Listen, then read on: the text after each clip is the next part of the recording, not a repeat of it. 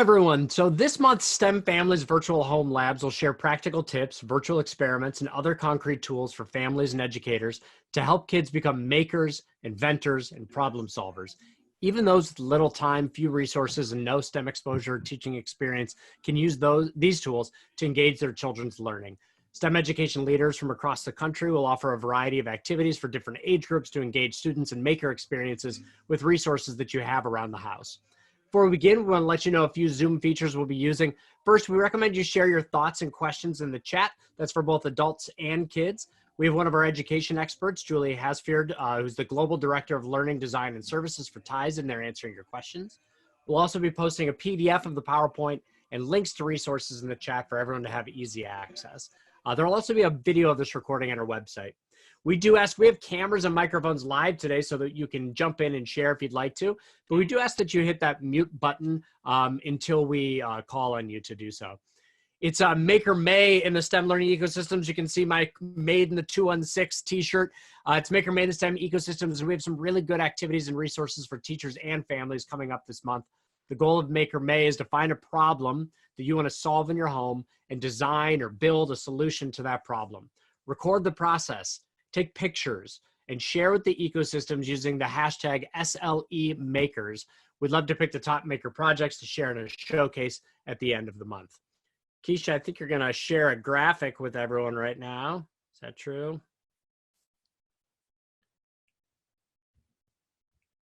There it comes. So while Keisha does that, pulls that up, we created a really simple design process for you to think about during Maker May and beyond. So what we'd like you to think about in your houses when you're walking around is, what are the problems? What are the things that when you walk around your house, when you play with your toys, when you do your chores, when you go over to a family member's house, what are the things that don't work the way you think they could? So the first thing we'd like you to do is just find that problem and try it out. What's the one problem you want to solve? What might you do to make it a little bit better? And then spend some time doing that, improving, try it out with different things, and communicate, test it with some other people. Show your parents, show your friends, see what they think. You notice that this is kind of in a circle, and that's because after you talk to people with the first thing you try again. You continue to iterate, to change, to improve your design. This is called the engineering design process. We'll be talking about it all month, and we're really starting today with that first thing, identifying the problem. So this week, we're focusing on that step, that identifying problem step, and believing in your ability to make solutions. So think about all the things that you're experiencing at home. Is it a noise? Do you feel too cold or too hot? Does your cat or dog or baby sister have smelly accidents around the house? Is something broken that needs to be fixed or made better? Today's story is all about how one man identified problems and became an inventor in some pretty interesting ways. So as you do the activity and as you continue to think about making this month, think about those problems and how you want to solve them. If you're a teacher or parent, think about how you can support your student or child's curiosity in really meaningful ways. There are lots and lots of STEM families who are on here today, and we want to introduce some of them. So throughout this talk today, if you could, we'd like you to say in the chat if you're interested in being introduced and sharing the different things that you're thinking about in your home. So Sarah? Hello. Hi, Sarah. everyone. Hi. My name is Sarah Aronson. How are you doing today, Sarah? Sorry about that. I had a muting accident there. It's something that I need to improve. I thought I was ready to solve problems. Perfect. I'm really excited to introduce our guest host for today, Sarah Aronson. Sarah became a writer in a really complicated way. After working as a physical therapist, a bookseller, and a school director, just to name a few of her jobs, she began writing for kids and teens when someone in an exercise class dared her to try. Since then, she's earned an MFA in writing for children and young adults from Vermont College of Fine Arts and published 3 standalone novels. Her first picture book biography, Just Like Rube Goldberg, illustrated by Robert Newbecker, has earned a number of honors. When she gets really excited, she makes funny faces and talks with her hands. She loves to cook all kinds of food. But over the last 8 weeks, she's yet to make a homemade bread that actually rises. You're getting ready for Passover. Sarah, thank you so much for joining us today. Thank you so much. I'm so happy to be here. Hello, everyone.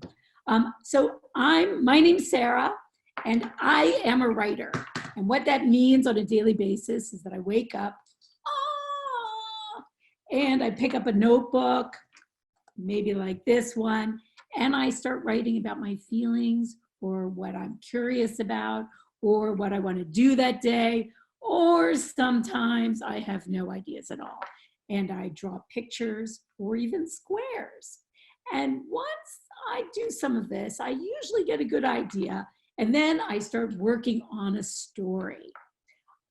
When I started working on Just Like Rube Goldberg, it was because I had always loved Rube Goldberg. Does everybody know who he was? Is there anyone who has no clue who Rube Goldberg was? No? All right. So I see a couple hands out there. Excellent. And is there anyone who doesn't know what a Rube Goldberg machine is? Anybody? All right. Well, then I'm going to try a little demonstration here. A Rube Goldberg machine, named after a man named Rube Goldberg, who was an artist, is a machine that makes simple things complicated. That sounds crazy, right? Let me show you what I mean. If my machine was to ring a bell, the easy way to ring a bell would be this. Easy peasy lemon squeezy. But if I'm doing things the Rube Goldberg way, I am going to create a chain reaction like that.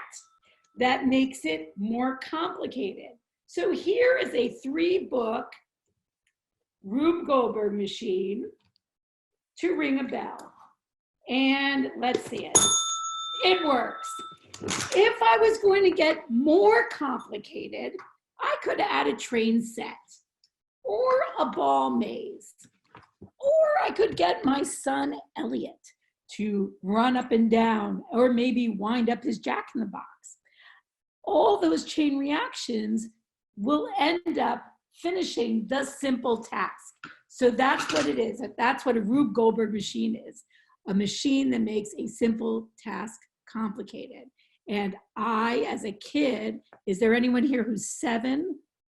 Anybody 7? When I was 7, I first saw a Rube Goldberg machine on the movie Chitty Chitty Bang Bang. It was a breakfast machine. And I got so interested in it. And my whole life, I read Rube Goldberg cartoons. And then when I was a grown-up and I was a writer, I wrote this book. So let's hear the book.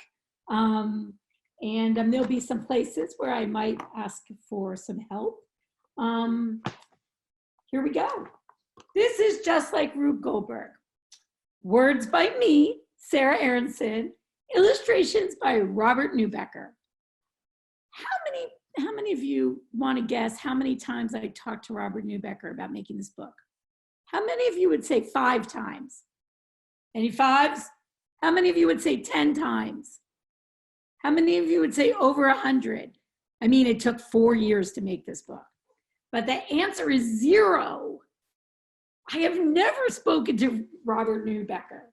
So as you're looking at the pictures, think about that, about how we make a book when the author and the illustrator have nothing to do with each other.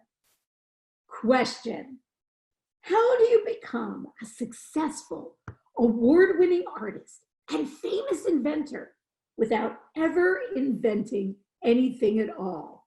This is not a trick question. A man named Rube Goldberg did it. In a funny way, his life was just like one of those famous inventions, an improbable and inefficient chain reaction that ends up making perfect sense. From the time he was a boy, Rube Goldberg loved to draw. We're not talking about simple stuff here. As early as 4 years old, Rube traced the cartoons he found in his books. At 11, he took official art classes from a sign painter. Rube might have been a quiet boy. He might have been shy, but he was determined to be a great cartoonist for a big-time newspaper. Unfortunately, when he told his family, they were absolutely horrified, beyond dismayed. Rube's father, Max, had emigrated from Germany to America to give his family a chance for a better life. He didn't want his son to become a beggar in the streets. Even the art is sad. So, to please his father, Rube went to the University of California, Berkeley, studied engineering, and after graduation got a job with the City of San Francisco Department of Water and Sewers. It was a good job, and it paid well, and that could have been the end of the story, right? Wrong. Rube detested shoveling tunnels in mines 2,000 feet underground. He did not enjoy mapping sewer pipes either, and he wasn't very impressed with the city's government. Rube still wanted to draw comics for a big-time newspaper. So after 6 months, he quit his job and started over. He got a job at the San Francisco Chronicle. For $8 a week, Rube emptied wastebaskets, cleaned the floors, and filed photographs in the document morgue. And whenever he had a chance, Rube drew and drew and drew. Day after day, Rube submitted his cartoons to the editor. Night after night, the editor mostly said no. When he said yes, Rube sometimes got paid, but other times he got out of office tasks he didn't like to do. After a year, Rube convinced the sports department of the San Francisco Bulletin to hire him. And after that, he was a little more successful.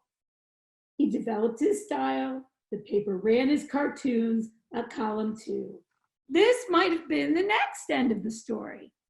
But then the ground shook, literally. Can anyone guess what's going to happen next?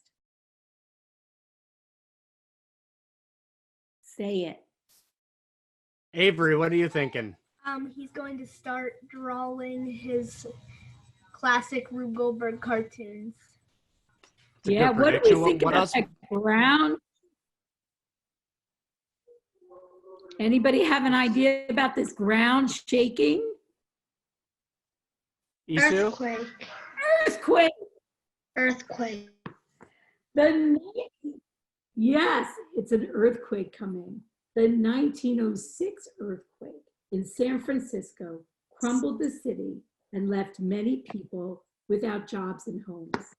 In the wake of disaster, it can be hard for people to focus on their dreams. I think we know this now. It can be even harder to feel hopeful. But Rube did not give up on his dream. Instead, he did the only thing he could do. He drew comics to cheer people up. And then he made a big decision. In 1906, there was only one place where a guy like Rube could really make it big. It was the place he called the front row, the cartoon capital of the country, New York City. So he got on a train and headed east. He didn't have much, $200 and a diamond ring. The ring was a gift from his father, just in case he needed to sell it to get a ticket back home. After 12 days of pounding the pavement, lugging his art from newspaper to newspaper, Rube did it. He got a job as a cartoonist at a big-time newspaper, the New York Evening Mail. He had made it. Right off the bat, Rube became a celebrity. People couldn't wait to see what he had to say about all kinds of things, like sports and politics and the silliness of everyday life. But maybe more than anything else, everyone loved reading about Rube's alter ego, Professor Lucifer Gorgonzola Butts. The eccentric professor, a cartoon, invented one intricate machine after another, and none of them were straightforward. In fact, they were the opposite of straightforward and often disregarded the laws of physics. Although this was the age when new machines were being invented to make life easier, Rube's screwball contraption purposefully solved problems in the most surreal and ridiculous ways. So let's take a look at this one. Is this how you put holes in donuts?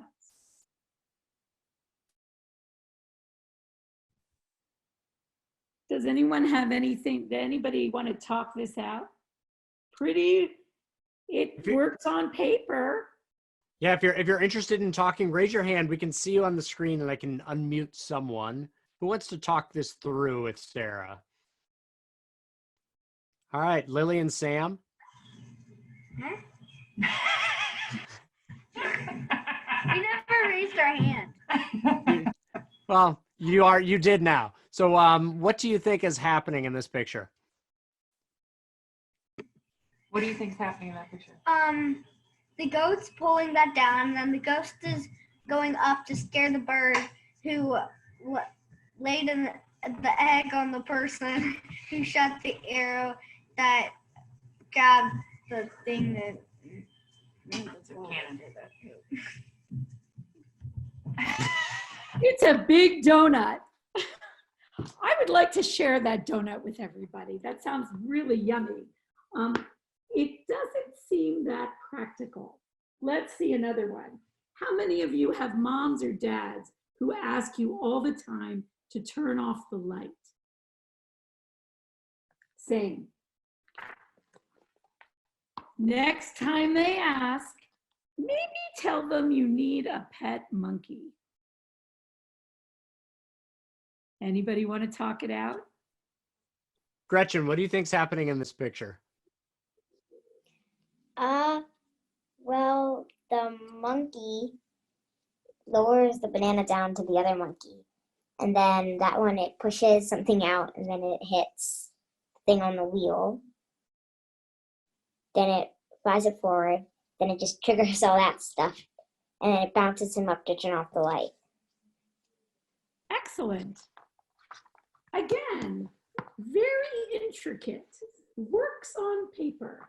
Let's see one more, as long as all of you promise not to try this at home. How do you cut your own hair? Lila, what do you think? It kind of looks like this cat chased a mouse, which like punches someone in the face somehow, which lowers someone down, which drops like something, which pulls that boot thingy and kicks someone in the butt, and then they go forward, and then the goat eats the hair. I love the goat eating the hair. Yeah. I didn't know how funny I thought goats were until I saw these pictures. So that was an excellent job. Let's finish this book.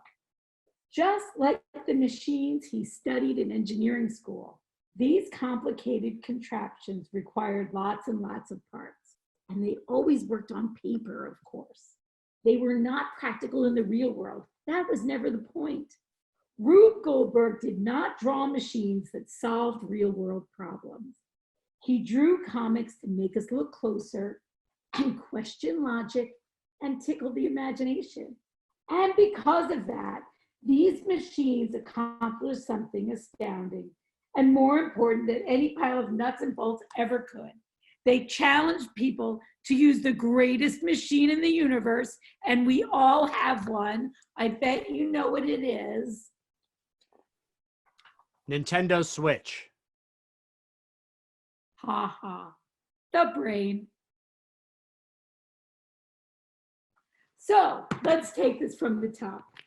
Rube Goldberg became a stubborn, smart, serious about being funny engineer, office boy, cartoonist, commentator, comic genius, an award-winning artist and inventor whose name is now an adjective in the actual dictionary without inventing a thing.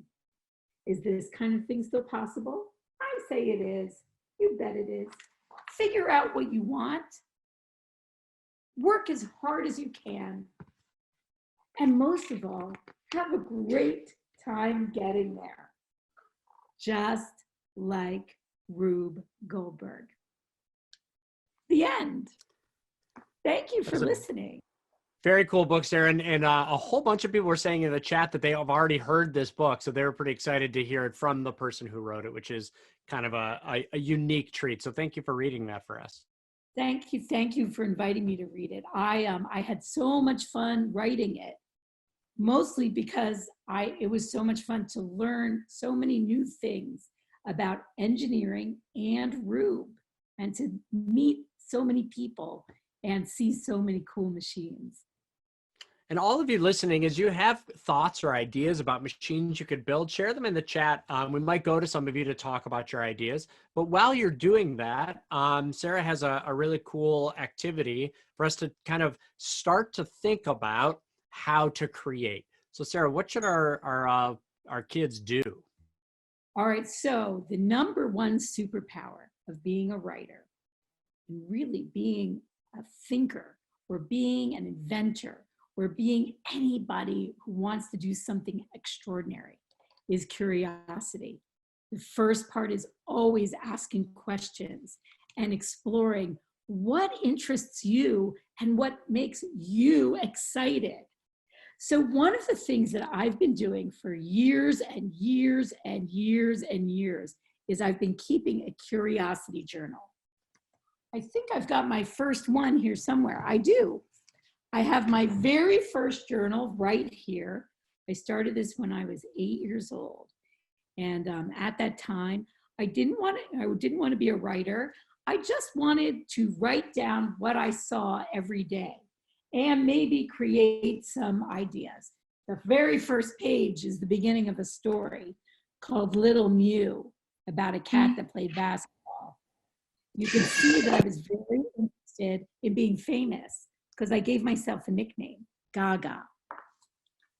Now some people call me Old Lady Gaga, which is very fresh.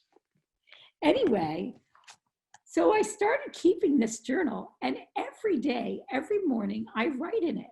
Sometimes I'm writing part of a story. Sometimes I'm asking myself questions. Sometimes I'm thinking about what I believe in. Here's one page from an old journal. So it's not beautiful, it's not art. What it is curiosity. Here are my rules, because there always have to be rules. Rule number one for making your own curiosity journal. Number one, no peeking by anybody else. This is private stuff. When I teach teachers how to do curiosity journals with the kids in their class, I ask them not to grade it and not to look. This is really just for you. It's for your self-exploration. Number two rule number two, drawing is allowed. So is scribbling. So is writing. So is tracing. Everything is allowed. Remember, no peeking. So the only person who knows what's in this journal is you. You follow your curiosity. Rule number three, some days are easy. I write lots and lots of words, but some days are impossible, and all I draw are squares. One of the things I try not to do is draw the elephant from behind. I'll draw it for you now. The elephant from behind is a drawing I learned how to draw when I was maybe 10 years old. And I can do it with my eyes closed. See, there he is. And drawing the elephant from behind is not challenging for me. It's not creative for me. It's what I do when I'm scared. So The curiosity journal is not anything to be scared of. This is where you're going to ask hard questions. It's where you're going to ask easy questions. It's where sometimes you might not have anything to add. That is okay. That's rule number 3. And rule number 4 is you celebrate it. Is if you come up with a great idea, go for it. Take the dare, just like I did when I was going to learn to write. The last rule number 5 is that there's no rule number 5. Creativity has no limits, and neither does curiosity. So use it the way you want to use it. Ask the questions that you want to ask. Explore the ideas and do the research and do the reading and write it all down that makes you excited about learning and excited about doing something else. So Sarah, what if I decided that my style is drawing, but then one day I didn't feel like drawing, I felt like writing, but I've already decided it's a journal where I'm putting drawings. It doesn't matter. You can draw and you can write and you can change your mind. Every day in my curiosity journal is a different day. There are some times where I write. Sometimes I write like a script. I pretend I'm writing a play. Sometimes I write Dear Diary just for fun because I think it's funny.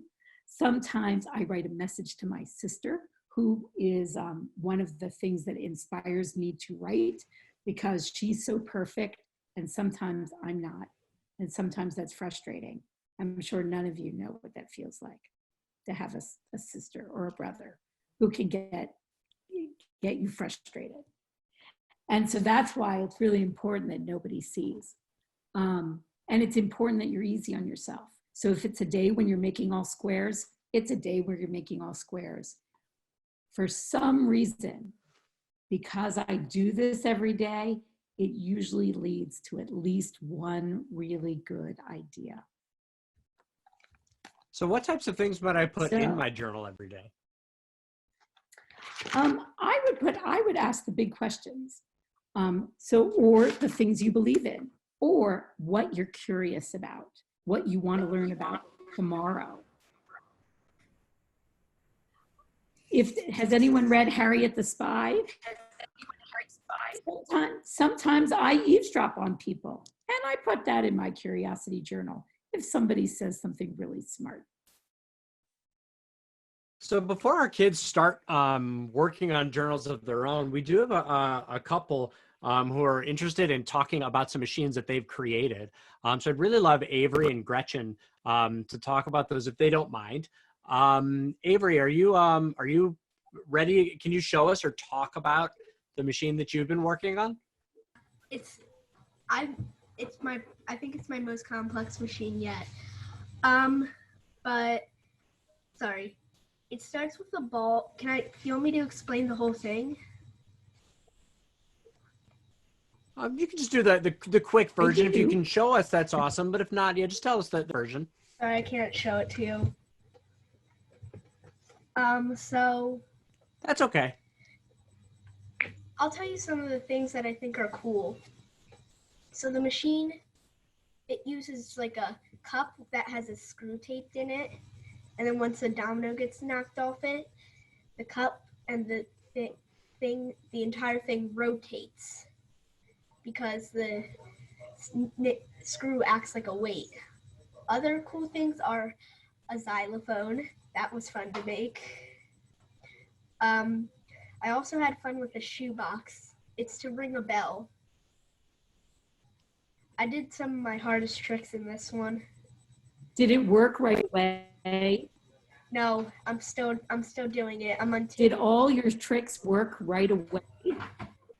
Oh, no. Rube Goldberg, I've built a lot of Rube Goldbergs, and they take time. I don't know how much time I've spent building these things, but I love them. That is the most.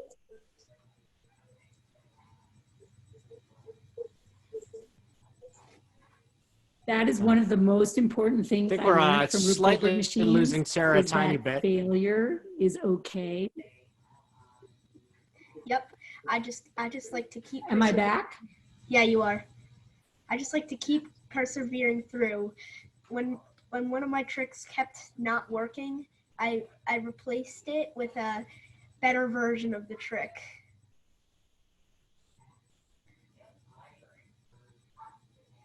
I think And that's the key, best right, Avery? feeling To when keep it on works. trying and That's how finding the writing a book problems is. and then connecting again. Yep. The best feeling is definitely when your machine works. When you get that successful take. When you scream in joy and jump and hit your head on the ceiling.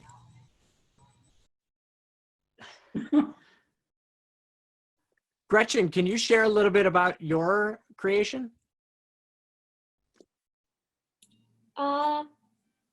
Sure. So it was kind of short. So I pushed something which it hit a car, which went down a ramp. Then it hit dominoes, which hit another car, which had the tree on it. And then the car got pushed to the dog. So that was mine. Very cool, Gretchen.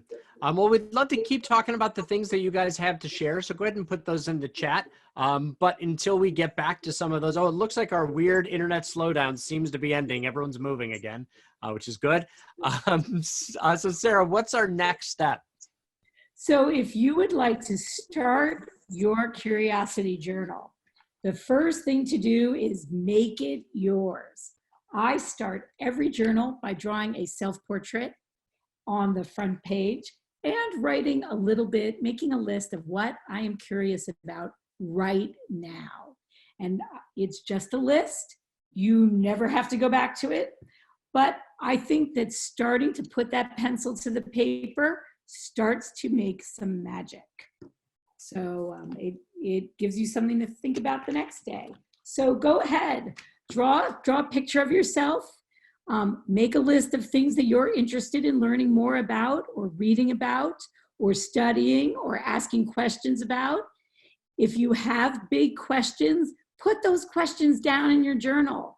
A lot of times, if I don't write my things down, I forget about them.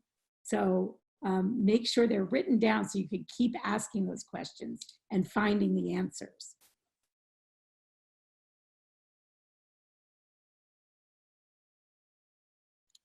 It seems like an easy thing to do, but it actually sets you up to be to start doing lots of really interesting things.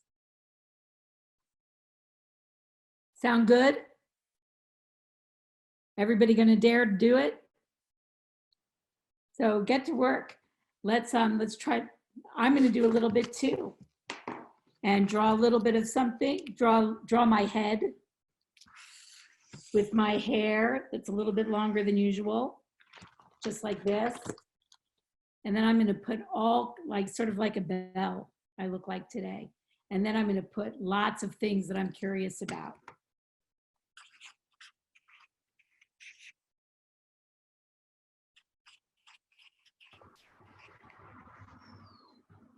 Hi, everybody. Thank you guys for joining us. We're having a couple of technical issues, but Jeremy is going to be right back with us. You guys can go ahead and keep working on those curiosity journals. We're excited that you guys are here with us today. We're actually going to bring Beth on, if that's okay. She is a teacher who has taught some Rube Goldberg content in her class, and she's been excited to share. So if that's okay, we are going to invite her on. And then once Jeremy joins us, we'll go ahead and continue. Thank you, everybody. Okay. Hi, everybody. My name is Beth Classic. I'm a librarian at Dryden. We were going to host Sarah until we moved to remote learning. So I'm so happy to be here today. Thank you for doing this. I see lots of my students here. Hi to all my dolphins. And thank you for those of you who have shared. It's so nice to see your faces. At my last school and at Dryden, we did Rube Goldberg projects. So at Dryden this year, hi Thomas, we read Sarah's book, and we did a little author study and learned about Sarah and her history. And our 3rd and 4th graders learn about force and motion and energy transfers. So we set them up in our Makerspace Innovation Lab. to build some short Rube Goldberg machines. Gretchen explained how theirs work. Their task was to feed a dog a treat. So we gave them some basic directions. We talked about the physics and looked at some examples of Rube Goldberg cartoons with our 5th graders. And then we just let them build. We made them kits. So each group had similar ideas. They worked together. We do a lot of personalized learning at Dryden. So they're used to making a plan and collaborating together and then executing it and reflecting. So we applied that to our Rube Goldberg machines. And they did really cool, amazing things. We had wooden blocks, we had balls, we had cars, we had all kinds of cardboard and toilet paper tubes. We had string, dominoes that our art teacher shared with us. And just gave them kind of a basic kit. And then we let them go shopping for extra items in our stash of stuff. And their collaboration was really amazing. They came up with some really cool, creative stuff. Cool. That is so amazing. That's so amazing. Happy Teacher Appreciation Week.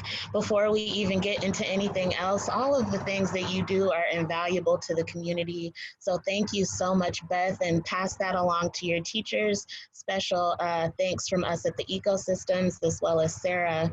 Thank you so much for sharing.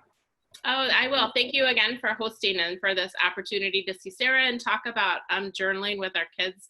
I think it fits right in with all of the things that we want them to do and to be at Dryden.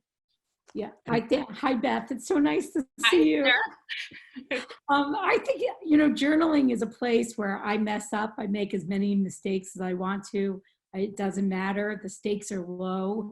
It's a place to experiment. And I think that even 5 minutes a day makes the difference for me in being creative about making things, but also about writing and thinking about my place in the world, which is, when you have a private place to think about those things, it's nice.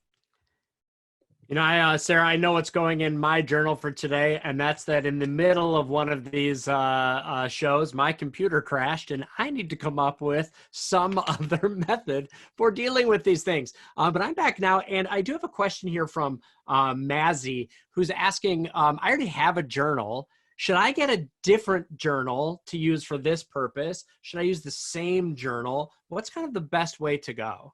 So as a person of many journals, I'm going to say rule number 5 is there are no rules. If you want a separate journal just for your curiosity, I say go for it. If you want to combine your journal of everyday stuff with curiosity, that's allowed too. This is absolutely an up to you kind of thing. I'm really fussy about my journals. I like the paper to feel a certain way, and I like when the pen squeaks. So that's the only thing that I think is important for journal picking. All right, so what I'd like to suggest maybe is that that our kids that are on here maybe grab some paper and a pencil and write down a little bit of the things that they're thinking about right now.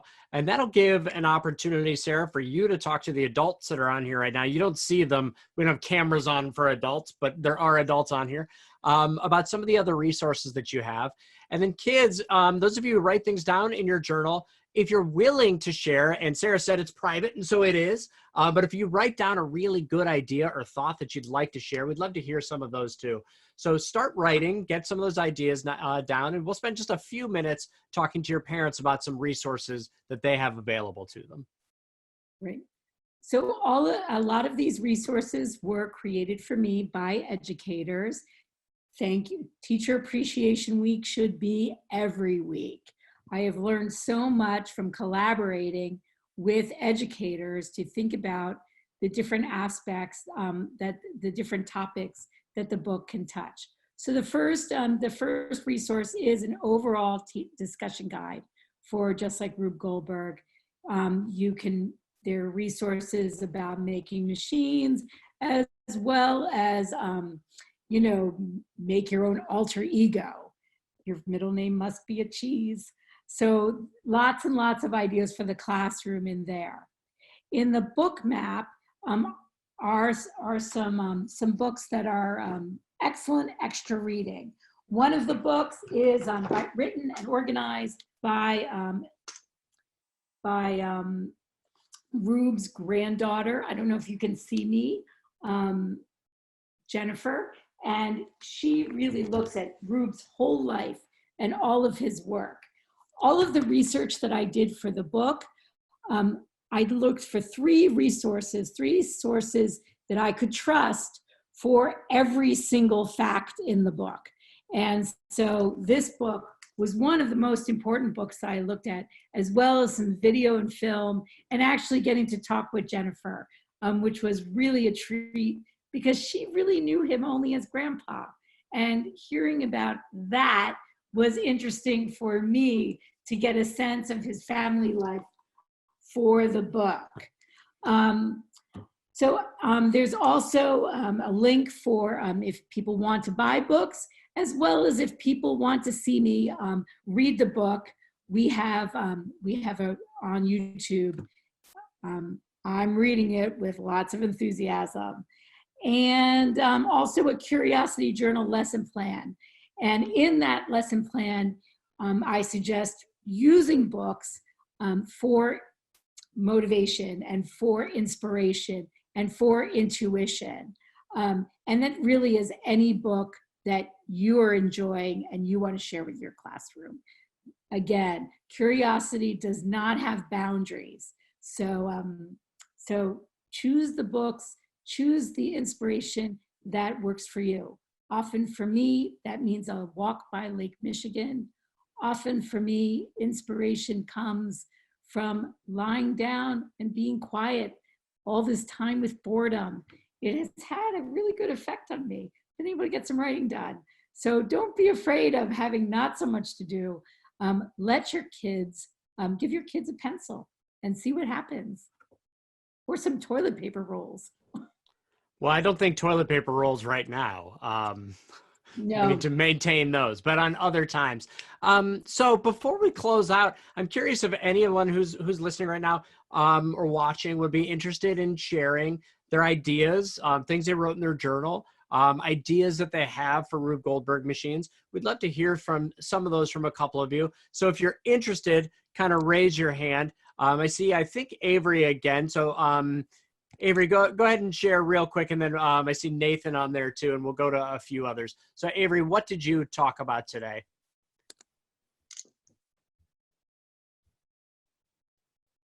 You are not unmuted. My computer crashed and I came back, I lost the ability to unmute. Angie or someone, Avery's name is RGMs Are Awesome. So I had an idea of a Rube Goldberg machine.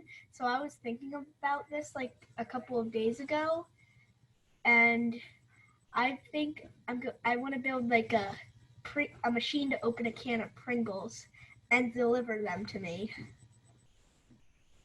That would be a really great machine, especially I feel like we're all sitting on the couch a lot more during quarantine, and it'd be nice if I could kind of pull a lever and that would poke a bird and the bird would fly and hit a thing, and eventually I would end up with some Pringles. Nathan, what's your idea? Ideas when our school was our grade was assigned to do this. My idea was when to make a machine that would pull the trigger of a gun. Yeah. Rube Goldberg was not politically correct. Yeah, it's an earlier time. If anybody else is interested in sharing before we go ahead and keep that hand raised. Hey, Sarah, while we're looking to see if there's anyone else, Gretchen asked me a question in the chat. She's looking for a little more guidance into what she should put in her journal. So what were some examples of things we might put in those journals?